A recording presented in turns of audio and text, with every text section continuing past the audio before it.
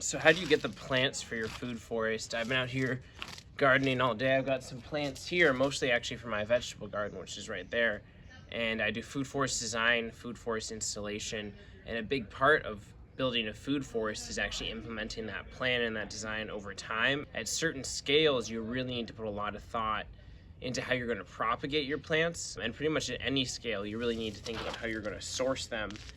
Sourcing plants for a food forest can be pretty difficult. In a food forest, we're using sometimes 100 or more species at least to create a forest ecosystem with all the layers of a forest, all the ecological niches filled, so that the system is in balance. You're creating a natural forest system with as many food producing plants as possible, plants that are beneficial for local native wildlife and insects, which in turn benefit the other plants that you're trying to get a crop out of. And pretty much all perennial plants. So as far as starting things from seeds, from propagation, should you do maybe take a field, do some occultation with a tarp to kill everything that's there, and then spread seeds for a patch of native pollinator support plants? Or should you focus more on doing transplants? As far as fruit bushes, you want to have genetic diversity, but you also can take cuttings from one fruit bush and spread it so easily. You can get things going as soon as possible. If you have more time, you can do things slower and cheaper. So I'm going to kind of give you a broad overview of food forest implementation and specifically getting plants for your food forest. So I think a good place to start would just be one example. Let's say somebody has land they're going to be living at for a long period of time, and they want to build a food forest. They want to grow as much of their own food as possible, but they understand this is a lifelong investment. This is something that will ideally benefit future generations and is going to take maybe 5 to 10 years for some of these fruit trees to really produce their full crop. And so with that in mind, they're willing to wait a few more years, and ideally are willing to even wait a year or two for site preparation. Now, this could include cover cropping. This could be doing occultation or cover cropping or a combination to get rid of weeds to improve soil. Site preparation is super important. A lot of the time we can just kind of get right into it, and we can do a sheet mulching. There's other techniques that are quicker, but sometimes you want to take time for site preparation. So I'd say for most people, and of course maybe someone has unlimited budget, or maybe even they just want to spend a little bit more and get things done as soon as possible, that's fine. Let me make sure I'm recording. But yeah, for the most part, I think people are going to be willing to wait a bit, even if it's hard to do that. I mean, go have your vegetable garden and you can do things year by year, but when you're building an ecosystem, another advantage to the fact that you're giving yourself more time to build this ecosystem is the fact that things will fail, things will go wrong, you will learn along the way, because we can do so much with food forest design with these principles, applying it to a specific ecosystem and location, but you're not really going to know until you actually go into your specific site conditions how things are going to perform, what things are going to have beneficial relationships, what things you're actually going to want to end up eating. And so giving yourself time can look like starting in chunks, and starting in chunks can be really good because you see what works and you can do the next chunk differently after what you learned. You can take seeds, cuttings, propagation from the first chunk and bring those over to the next chunk, which can be really helpful. However, if you can start the site preparation process, maybe you do one chunk, but the other chunks are being cover cropped. And then maybe you even put down some wood chips after cover cropping, make sure you're on top of weeds, and then put in some trees so those can start growing with a few basic other plants. I mean, it's just good to get things going as soon as possible. For actual ecosystem creation, getting a lot of these insects and wildlife to live here year-round, having the habitat they need, and just for the system to start to form. The bigger the system is, the better you'll be able to take advantage of these ecological benefits. So you really want to get things going as soon as possible. However, there's so many benefits to doing things in chunks. So that's something you're going to want to decide on. And as far as cuttings, I mean, you can have a few different varieties of currants, a few different varieties of honeyberries, whatever it is. just get a few different varieties, or maybe 5 or 10 different varieties maybe. It can be the same thing, but even different genetics is good. Locally adapted things from someone who has grown this plant in the area are better. And then from there, you can go and create propagations, and that diversity will carry through all the way. So that's one way to do things. Now, what this looks like is really going to depend on your exact context and your exact situation. So let's talk a little bit more about just broad overall things. I like to include patches of just prairie pollinator garden stuff, just prairie restoration. It's so good for beneficial insect habitat. You do it on the south side of a fruit tree. With that kind of thing, it can be actually helpful to do things by seed, especially if you're doing a larger area. If you're doing a smaller area, I'd stick with transplants, take care of weeds, mulch it. And taking care of weeds can look like a lot of different things. I would never use an herbicide, although some people really swear by herbicides for habitat restoration. I don't think you need to. It's just like use a tarp and do occultation. Use a little plastic instead. But yeah, seeds can be good there. A lot of plants you're not going to be able to find. You're not going to be able to find a ramp transplant. You probably don't want to go rip out too many ramps from a native ecosystem, but you can find ramp seeds online. A lot of things, maybe they're in a nursery 4 hours away, but you can get the seeds shipped to your house. Now, I mean, bare rootstock is great. You can get it in the winter. I don't know if you can get cuttings online. That's an interesting idea. No, I know you can get cuttings online. I've seen that. But again, it's better if you're going to get cuttings, try and get it locally adapted. Try and get seeds that are from a local company if you can. But I mean, at least just get your ramp seeds in. So as far as sourcing plants for a food forest, can be very difficult. And so that's where you can kind of, what do they say? Pet 2 birds with one hand or something. And you can get your seeds so you can source the plants, and then you can create a bunch of them for cheap. So I mean, looking at these plants behind me, I've got some of these flats, like this one here, maybe you can see some of the details, these small little pots. And I've got some anise hyssop, some bee balm. I mean, I've got a huge variety. Most of what I'm doing over here, I've got a bunch of stuff is vegetable stuff right now. But there's at least 20 to 30 different native plants that I'm at least growing in some capacity. And yeah, I can see my coneflower actually just sprouted. A lot of these things can be hard to start by seed, and so you might want to look up individual crops, like what you need, just like with basil. I started some basil in some potting soil and it just didn't take, and I was like, oh yeah, you got to start basil in clay. I forgot about that. Just likes it a lot more. So you might want to baby these things, maybe set up a little indoor nursery with a grow light so you can really monitor the conditions, and just one thing at a time go introduce these plants, and of course everything is interrelated, so that's where a design consultation can be so helpful. I can get on the phone with you, and when I actually know about your specific context, we can take all these things that relate. For example, depending on what kind of site preparation you're doing, maybe you're doing some sheet mulching. From there you can just go plop in transplants. It really just, everything is interconnected, so I'm kind of just trying to give you different ways you can go about sourcing your plants and implementing a food forest. You can kind of take what applies to you and draw those connections yourself, because I can't just cover every single scenario. But yeah, you can take the seeds from your crop. That's a really good way. You can get so many seeds from plants, especially some of these native pollinator plants. And I would say even create a spreadsheet of all the plants you want.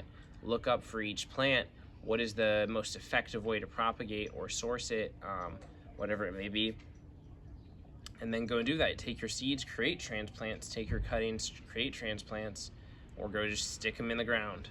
Really just depends on the system you have, how tightly you're monitoring weeds, if you're kind of doing it one patch at a time, or if you have the whole patch with weeds taken care of, maybe some deep sheet mulching, and you can go and put stuff in there. I would definitely say get your trees as soon as possible, get those growing for whatever section you're doing. Now, another thing that's super important to consider in food forest design that I'll probably make another video about is, as far as ecological succession goes, you want to plan for the ecosystem development. So let's say you have an open field. Overall, a food forest is going to have pretty decent canopy coverage, but it's not going to be as dense as a regular forest. You're going to start out with an open field because your fruit trees are going to be small. You're not going to want to do this in a shady area. You want to do this in full sun. And so you go have some patches that are going to be sunny long term and are sunny at the start. So that's easy. For example, we can take the plants that are going to be there long term and put them in at the start. Whereas another area behind this tree is going to be shady in the future. Maybe we're going to grow some fungi, some ramps, some miner's lettuce. And at first, it's pretty much in full sun because there's just this little tree here. So you need to plan for ecosystem development. When you're implementing your plants and your trees, that's an area that you want to be including soil improving crops, things that are going to benefit the ecosystem, help the ecosystem along, attract beneficial insects, get a good crop out of it. You know what's really good is a plant that's very aggressive that you eat. So in order to fight it back from spreading everywhere, you eat it, and it doesn't do well in shade. So for years, it'll come back like Jerusalem artichoke. I don't think it does well in shade. You put that in an area that's going to get shady, you eat it for years, and then it just kind of takes care of itself on its way out. Or what's great is a plant like currants, anything in the ribes family, which can handle a lot of sun, but will actually continue to produce fruit in shade totally fine as long as it gets a little bit of sun. So you want to account for that, and when you're taking your plants, propagating your plants, you really want to be considering ecological development through time, how you want to use your implementation, your plant sourcing strategy to support that. So like I said, everything is connected. Now overall, like I said, let's just touch just for general recommendations, what I would recommend most people go with. Like I said, I'd recommend you kind of take your time, and of course it's a spectrum. Taking your time could look rushed to someone else because you're taking your time doing things not as fast as possible, but doing things as fast as you can. Overall, I would say, you know, be open to new vegetables, be open to eating a variety of vegetables. Some people are like, oh, I don't know what I'm going to like. I mean, for me, if it's a cool vegetable I grew in my garden, I'm going to like it. And I'd like to have a variety. There's going to be some things that I really like and want to eat all the time, and then I can just propagate more of those. Overall, I would recommend really keeping on top of invasive species. Take a designated area, fully eradicate those invasive species before planting, or else you're going to end up in this nightmare situation where you're trying to take care of your crop plants while killing invasive species. You're going to be basically going in there, plucking them out, and unless you can actually get on top of it and kill them, you're going to be fighting an endless battle, or they're going to take over. And so once the invasive species are out, then you can kind of take a messy management strategy. And this is what I prefer. Some people want to have it, it's in their yard, they want a neat look. This is the pathway, this is where this plant is, this is where that plant is. That's fine, it's not a problem. But if you're going to do a bit more of a messy situation where things just grow and you just go eat random things, you're really trying to create a forest ecosystem that really is self-maintaining, which I think is the way to do things, especially at larger scales, especially away from the city. Although that's not a limitation whatsoever. If you're doing that, then you can kind of just say like, oh, I want more currants in my forest, prune, prune, prune, stick some cuttings in the ground. You don't even have to worry about propagating. Just take 20 minutes, prune your currants in the spring and stick some cuttings in the ground. And you're just like, oh, there's not enough of that. Oh, there's too much of this. Let me just go whack it down, do a little chop and drop. And then as far as propagation goes, you can kind of just start and propagate the things you end up eating more, that you end up liking more, that fill ecological holes. And I know that's another thing, is overall you're going to have kind of a lot of bare ground. When you're building a food forest for years, it's not going to be very it's going to be like, man, there's a lot of just open space here. And on the one hand, that's okay, but on the other hand, that's an opportunity. Maybe even plug in some vegetables there. Like, damn, there's a huge patch here. Like, all my trees are small. I'm just going to grow some freaking watermelons, and that's going to cover the ground, prevent weeds from coming in, and then I just cut it. It's, you know, the best thing for soil is to have things growing in it. So that's an example where looking at ecological development through time, annual vegetable crops are something that we grow in a constant, every year we set the ecosystem back to an early stage of succession. But in a food forest, you can harness the fact that those plants are in an early stage of succession, use them to protect and build the soil, as the ecosystem develops, and you can use that early on. So yeah, I just kind of rambled here and went on to a bunch of different things, but overall, I would say look into seeds, look into cuttings, look into finding local sources. Go find someone who has a food forest, and it's like, oh, here, help me prune and take these cuttings. Look for cheap options. Just look into all the different options for each plant. Do what's best for each plant, which doesn't really say anything, but overall, you don't want to be going into the store and spending $30 on a fruit bush when you can be propagating your own. So just consider those. Propagate. I've got a bunch of, they're not in the frame, but over here I've got a bunch of current cuttings. I've got like 26 pots left right now. It's so easy. You just like, you take them, you put them in some dirt, and they grow. You can just take cuttings from a plant. It's crazy. And seeds, plants can produce so much seeds. So as far as that goes, I would say early on, get a high level of diversity. Get all the different varieties, get all the different plants, and just get a little bit of them, and then spread them over time. Really baby them. That's why it's so helpful to take an area, tarp it for an entire season. I don't know, do a deep sheet mulching, whatever it might be, so that you don't have weeds. And then from there, you can just kind of really baby an area. It's like, okay, here's my one honeyberry, and honeyberry cuttings you can take from a little bit of the bush. And you just have an eye on everything while also letting things go wild. So like I was saying, as far as management, I like to do more of a wild natural forest ecosystem, and you're able to do that without invasive species creeping in and taking over when you are on top of them ahead of time. And then you can fill all those niches, get things growing, so there's not as much of an opportunity for the species to come in. And yeah, don't disturb your soil. I mean, that's not even the part of the video. So we're going to end it there as soon as I start talking about something that has nothing to do with the topic. So that's the video.